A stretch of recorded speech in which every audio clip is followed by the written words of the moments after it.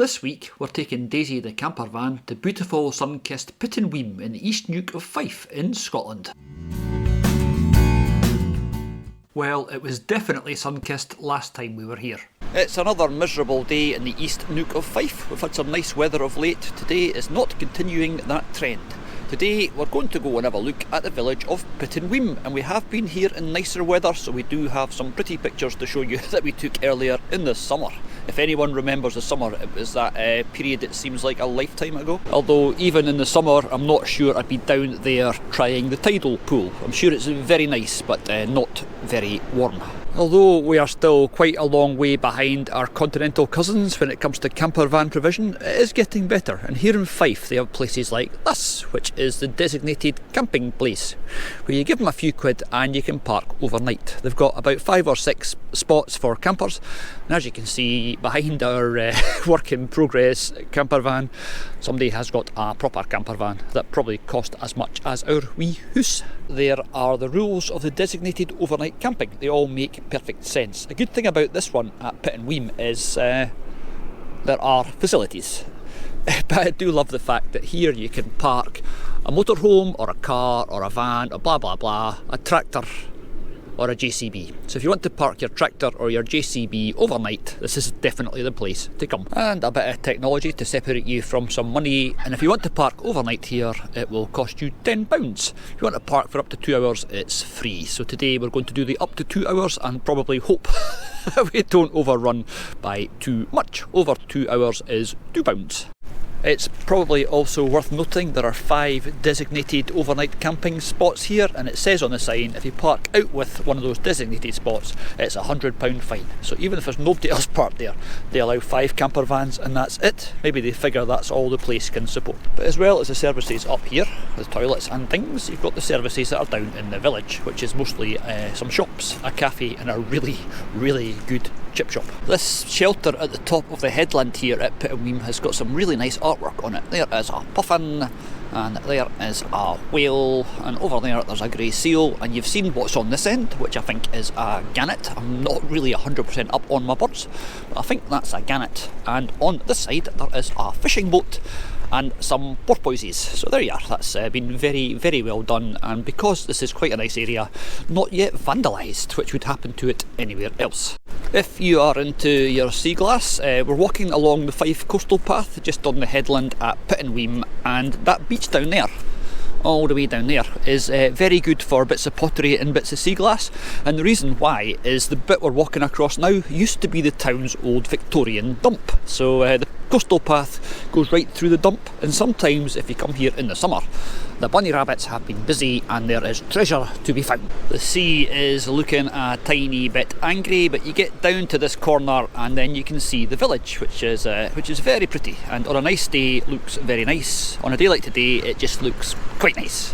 Yeah, so we said this is part of an old Victorian dump, and to prove it, there's bits of old Victorian dump pottery and probably quite a lot of treasure still under the banking there, but I'm not going to go and start digging it up. You'd definitely get caught and shouted at. If you see down there all the bits of rock that are running in lines, that is where they used to tie up the boats, the local boats who get brought in there and tied up for a bit of protection before the harbour, which is just over there, was built. And if you go down into those bits today, there is lots and lots of very old thick black sea glass where the mariners would get tied up and just dump their rubbish over the side. It's quite impressive. We found a great deal of that stuff down there.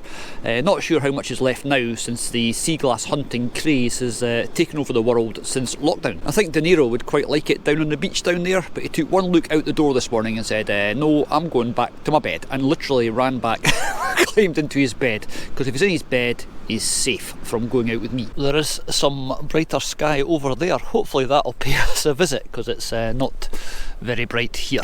So it's another one of those very picturesque and very pretty little seaside towns for which this part of the coast is so well known. We do like Pittenweem. It is a really pretty place, and today we'll show you as much of it as we can squeeze in. That wee blue and white place there is just gorgeous. It's called the Little Cottage. That house up there is a favourite of Bex's. That is called the House on the Rock, and it's on its own little slipway that goes down there into the sea. And this is the bit I was talking about earlier, where you find lots of very old Seaglass, so let's see if I'm talking nonsense or if there's anything actually about. Okay, I did not fake this, but that there is called pirate glass by the Seaglass aficionados. That is a very, very thick bottle base. There's probably more lying about, but I'm not going to push my luck because I found one bit, so I'm going to say there you are, I've proved it, it's here. I'm now going to go and go somewhere else. Okay, I wasn't going to show you any more, but I've just spotted this sticking out of the sand to prove that it's not me faking it. That is a very, very big chunk of pirate glass. You can see there how thick the bottom of that bottle was. That is quite an old one, I think. There you go. Artistic use of the rusty mooring ring that's fixed into the rocks down here, but a better watch because that is the way up into the village and the tide is, is coming in quite quickly. We do like the house on the rock. I think it's an Airbnb that you can rent out, but don't quote me on that. Don't just show up and knock on a door and say, can we stay for the night? Because it might not be. Oh wow, Sir Walter Watson Hughes lived here. That's amazing. I've got no idea who that is. As natural harbours go for your wee fishing boat, that's not bad, is it? They're all like, there's a line of these along here where you can pull up your boat and it's going to be safe from the storms out there. Looking down there are lots and lots of bits of pottery lying about. Now I don't think I can get down there with the tide coming in, but I might give it a wee try. So this could well be the last video because I'm going to end up getting swept out to sea. Oh, I think I spoke too soon because there is a convenient ladder. I'm going to go down there. I'll see you guys when I get to the bottom. Well, that's up and down the ladder just for the benefit of YouTube, and people are looking at me like I'm a bit of an idiot. And to be fair, as we know, they're probably right. Yeah, lots and lots of pottery and glass from old bottles. This was just a convenience dump. The people in the houses over there that are also house proud just turfed all the rubbish over the wall into the sea. So let's see if we can find anything that's actually worth finding. And that's an old tile. Not that, that's a brick. That's an old tile. Is it interesting? No. Okay, you do sometimes find those with nice decorations on them. That one is not. But lots more of this old black glass, which is quite interesting if you like that sort of thing, and if you don't, it's probably not.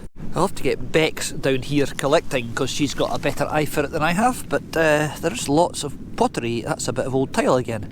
We sell pottery on our Etsy shop, so we'll have to replenish the stocks by coming here and collecting the interesting bits. It is always nice to find things you can identify like this. I think that is part of an Adamson's bottle. Adamsons were based in Leven. And back up the convenient wee ladder. The lifeblood of places like this is the sea, and this statue commemorates all the men and women who made the living from the sea and all the men that didn't come back. And although most of these places now are just tourist marinas, Pittenweem is still the centre of a very small, admittedly, fishing industry. There's a fish market here, and if you time it wrong on the main road, it's just loads and loads of vans taking fish from here to all the local fishmongers or to people's houses, selling it door to door. And we have got some nice views of this harbour from the drone, but I can't do any sort of continuity here because there's a lot more boats here today than there was when we came here before.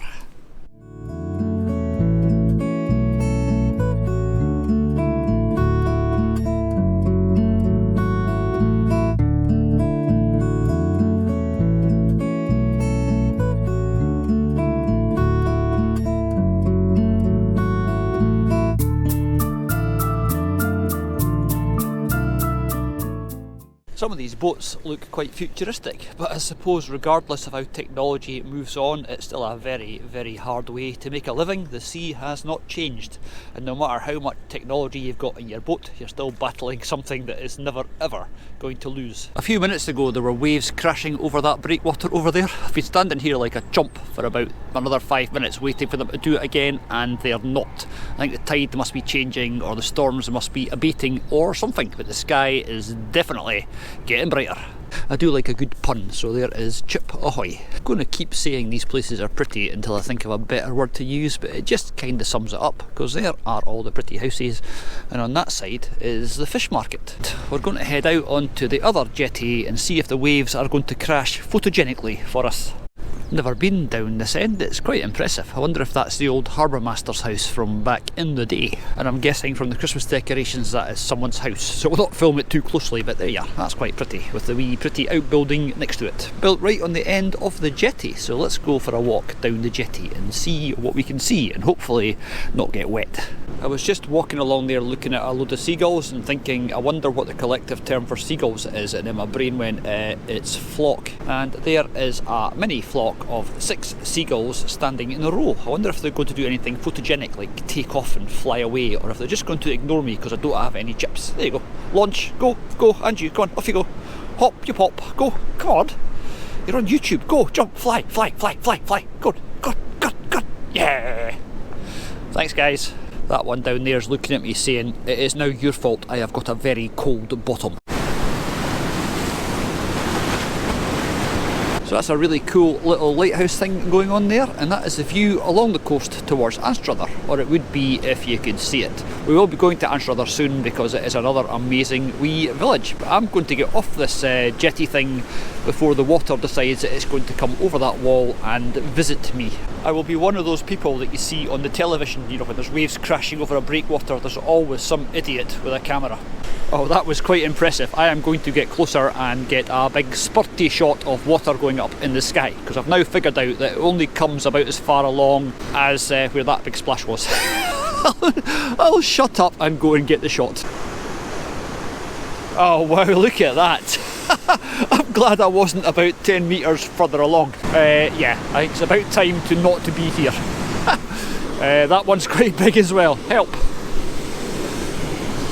You just keep hearing the thunder of the waves and then it does that. Yeah, I'm not going along there. I think it's about time to go and find somewhere a wee bit drier. Haha, missed. I think I'm just getting a bit too overconfident now. Yeah, that's it, done. No more shots of waves breaking over the breakwater. It is quite majestic. Anyway, enough of the sea. If you're expecting nice wide streets and sort of sweeping boulevards, the East Neuk of Fife is not for you. It's all twisty, turny, narrow little closes. It's really, really quite photogenic and really rather nice. Well, not all of it. Some of it looks a bit scabby, but most of it looks really rather nice. That's pretty cool. Those houses are built on the end of that massive bit of rock there, which is then built up with blocks here. There must be a terrace built up on top, probably with a house or two on it, I would guess. And the odd interesting looking little gateway. And a flight of stairs to nowhere anymore. I'm now just wandering about aimlessly, which is often the best way to wander about. Wandering.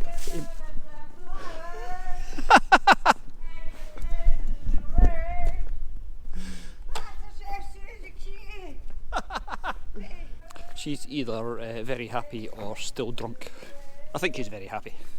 But that is quite a cool big house over there, obviously with a bit of history behind it. Because over here there's a really nice looking gate. Alright, so that fancy looking gate there goes into the priory and the great house, which are quite impressive. I'll not do too much filming because people might live there. And then at the side of it there's this, which is quite impressive. I think that might be the old gatehouse, obviously, because it's got a big gate in it. But look at the detailing around the top. That must have been quite an impressive building back in the day. Now the pigeons are enjoying it. This is a quite impressive church, but I don't think it is the big impressive, no, the big impressive church is over there, and I spy a graveyard, but you knew there'd be a graveyard in here somewhere. Oh, and there is one of our favourite graveyard signs. There is the War Memorial hiding away in the corner of the cemetery. Well, hiding away as much as a 12-foot high stone cross can ever hide away. On that side there are the names from the First World War, and on this side there's a little addendum, the Second World War. Remember also the men of this borough who gave their lives in the 1939 to 1945 war. And I've just looked over at what's behind them. Some really impressive gravestones. So let's go for a wee look. And the first gravestone that we find is to the memory of Rob Watson, who's a shipmaster from Pittenweem, who died in 1801. But that's not the most interesting thing, because I think that down there is something much older. That is like a knight figure lying on his back. This is somebody, William Watson, baillie of this borough, who departed this life 10th of May possibly, 1657. So there you are, 1657. That is a very old gravestone. So cool. And next to it there's another quite old looking gravestone, and beyond that an even older one. I am like a pig in poop. And this is take quite a lot of trying to tell you about this one, because I was reading it thinking my brain's not working, I can't make sense of that. It's written in Latin, and it is another Bailey, B-A-L-I-V. It's a guess, I can't really read it, but at the bottom it says Decemberis Anno Domini 1652, so I'm guessing he died on the 15th of December in the year 1652. Wow, these are all quite old and quite impressive. And over here there's another one that is quite well preserved. It is another old one, but it is here lies the corpse of a famous man, David Binning, skipper and late baillie of this borough, and husband to Agnes Adamson, who departed the 1st of September 1675, his age 36. This is so cool. These gravestones are amazing, and I was so busy looking at those I didn't notice old Peter Bowman, Jappy over there, a deckhand from HMS Clarosan from the First World War, or just after the First World War. If you're in the East Neuk, you've got to come to Pittenweem. That is like the one church there, and over there, the little one we walked past earlier, is the Episcopal Church, and I don't know if they're sharing this graveyard or not, but there's a wee church, and there is a much bigger and more impressive church. Because they're made of sandstone and we're close to the seaside with lots of salt in the air, a lot of these stones have weathered quite badly, but there's still details you can make out. Like this one is a guy called James Melville, who's a shipmaster, and he died on the island of St Vincent in 1836, I think. We do like finding like personal touches on these stones, and here is a poor lassie called Wee Bella Hughes, who's a grandchild of Philip Gay, who died in 1902, aged 5 months, and they actually put Wee Bella on her gravestone. That's quite a nice touch. Hello, Wee Bella. The weather is getting better, the rain has stopped, and we've found an amazing graveyard. This is shaping up to be quite a nice day, and Pittenweem is, as we already knew, quite a nice place. And it's a different aspect on that priory. There's some plaques set into the wall there from the 1850s, and there's another Commonwealth War grave, another deckhand from the trawler Cicero, who died in 1916. And the sun is illuminating the weathercock on top of the church. This is turning into a really nice day. Most of my days out with you guys are really nice. It's a pity Bex isn't here because she's working, and De Niro isn't here because he didn't want to get out of his bed. And if you saw the grey skies and horribleness earlier, it's now gone blue skies, which is my favourite colour of sky. My favourite colour, I'm sorry, that was a nonsense thing to say.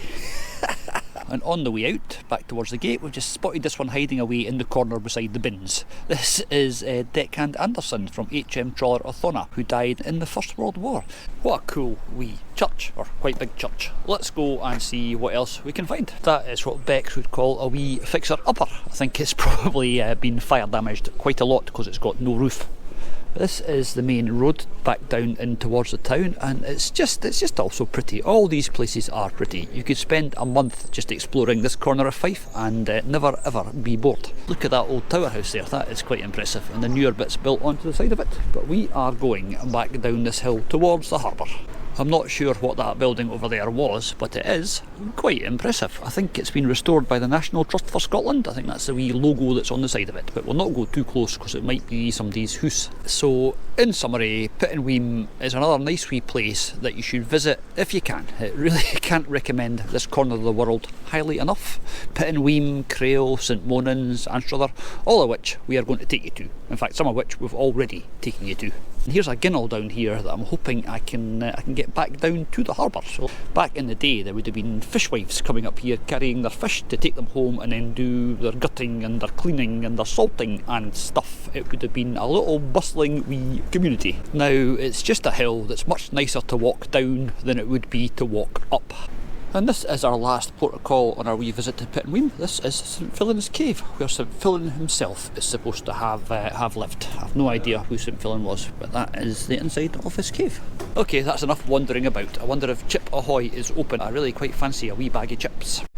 Well, and the good news is that Chip Ahoy is open, so we'll forgive him the pun. We're going to go in here and get ourselves some fish and chips. And freshly done, there is my fish and chips. And of course, Scottish fish and chips, you've got to have brown sauce. None of this ketchup nonsense.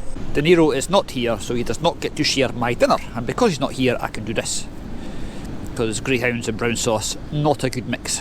And that's it for our wee trip to Pittenweem. So thank you very much for watching. If you have enjoyed this video, please remember to like and subscribe, and more importantly tell all your friends so we can grow this channel, because that is our objective for 2024. Thank you very much for watching, and we'll see you soon for more Scotland on a shoestring.